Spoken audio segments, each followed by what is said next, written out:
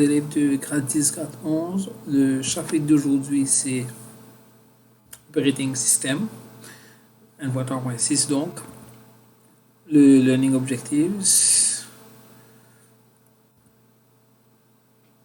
Et nous commençons avec introduire d'abord c'est quoi software.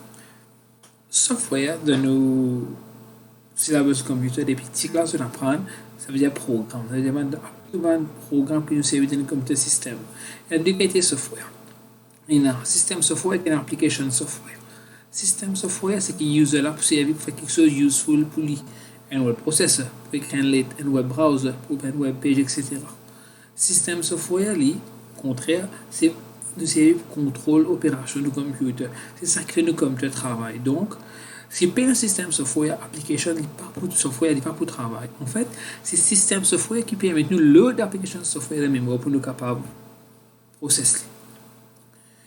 C'est-à-dire, système software même il a deux qualités. Il y a operating system software, operating system et utility programs.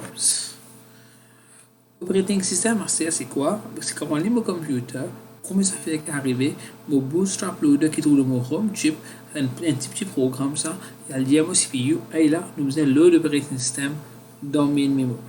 Tant que ça, operating system là, pas load dans RAM, mon computer, mon CPU, pas qu'à travailler. Il y a différents types OS qui nous ont. Nous avons real-time operating system. Quand le computer là veut travailler bien vite, il veut réagir, il veut donner une réponse bien vite. Par exemple, contrôler un avion. Et single user, single task. Un seul user peut travailler en même temps.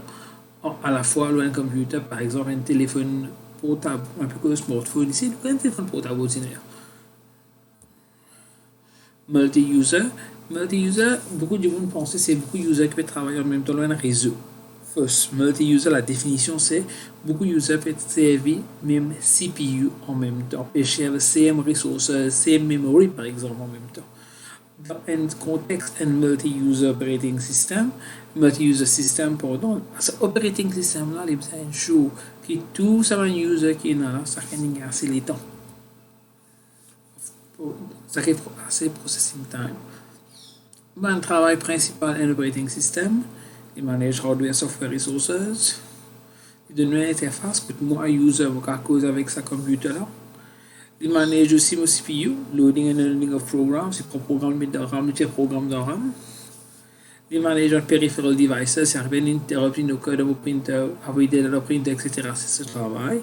Il fait file management, copy file, move file, delete file, etc. Il provide moi aussi avec des security features comme password, comme un user account. Il donne moi utility software qui m'a servi pour faire un travail routine avec la housekeeping task dans le computer, par exemple this formatting, virus checking, this defragmenting. Il aussi handle souvent erreurs, interrupts qui vont arriver, par exemple printer infini se passe infini, il y a eu un message, un interrupt, c'est mon operating system qui deal avec cet interrupt là. Buffer, c'est une mémoire qui nous sert dans le contexte nous travaillons avec un peripheral device. C'est une mémoire temporaire, ça buffer là. Alors, qui fait nous servir? Si vous CPU n'a pas de data pour prendre le printer là travaille bien doucement, CPU travaille bien vite. Alors, pour arriver, CPU là reste attendre printer là, fini, print. Il y a les cartes de travail, CPU là, il a assez bloqué à printer là. Alors, qu'il fait, c'est bien buffer. Buffer là, que ça veut dire, buffer là, c'est nous prenons des data là et tout le printer là, buffer là en fait, nous prenons des data de la CPU, nous envoyons le buffer là, printer là prend tout sur le temps qu'il a envoyé les print les, CPU là qui continue de travailler toujours. Nous avons servi buffer aussi dans rapport printer de DVD buffer, surtout quand nous faisons DVD writer, quand nous faisons grave data loin DVD. Le printer buffer lui, nous servit quand on n'a pas envoyé des data de printer.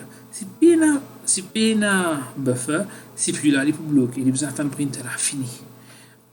Et quand CPU là, il y a le buffer, printer là, print sa data qui est dans le buffer là. Quand le buffer là est vide, envoyer une printer là, un message que CPU, oh, mon data de buffer est fini. Est-ce qu'il y a encore data pour print?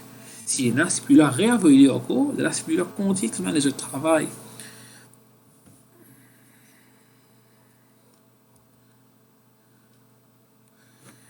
Si me servir un buffer, là, mon CPU avait déjà le buffer là, et que la prendre une des autres, les free to attend to other tasks. Handshaking, c'est le process qui est là quand des computers et des devices peuvent commencer une communication avant d'échanger des états de faire handshaking avant pour make sure que tout est OK. Error checking method de checksum, ça nous finit ça dans le chapitre 1.1.3. Please refer.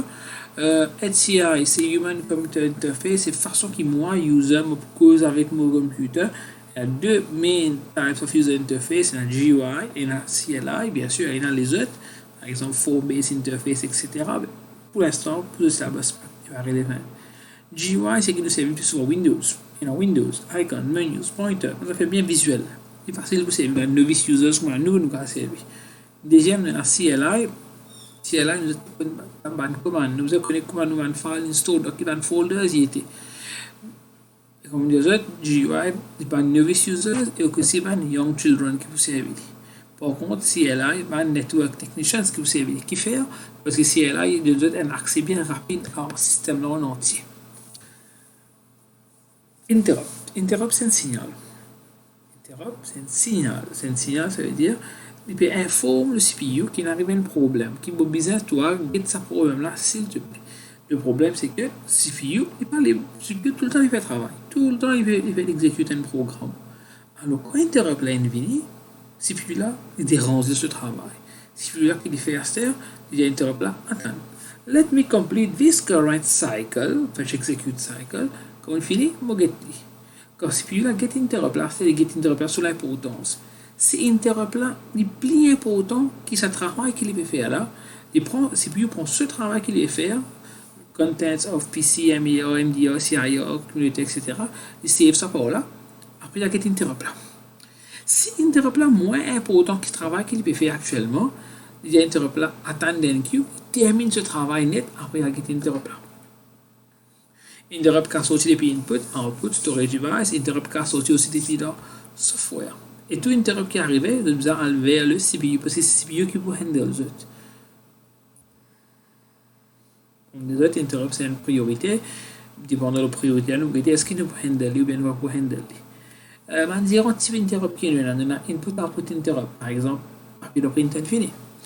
Timer interrupt, quand on donne un programme en l'étant, par exemple, on donne 0.2 secondes, ça 0.2 secondes là, infini, le programme, il n'a pas de processing pour faire le programme là. Attendre, le CPU dit attendre, qui fait parce qu'il y a les autres programmes qui peuvent attendre.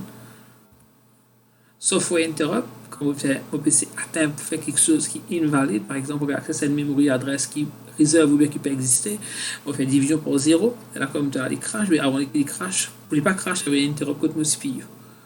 Et arrivé avec un interrupt, pourquoi? Mon CPU arrête ce travail pour commencer, et arrête cet interrupt là, qui peut dire? Arrête sa priorité. Si vous avez service, si vous avez handle l'interrupt, il handle. Et quand il handle, il faisait load appropriate ISR. Chaque interrupt, chaque type interrupt est sur ISR.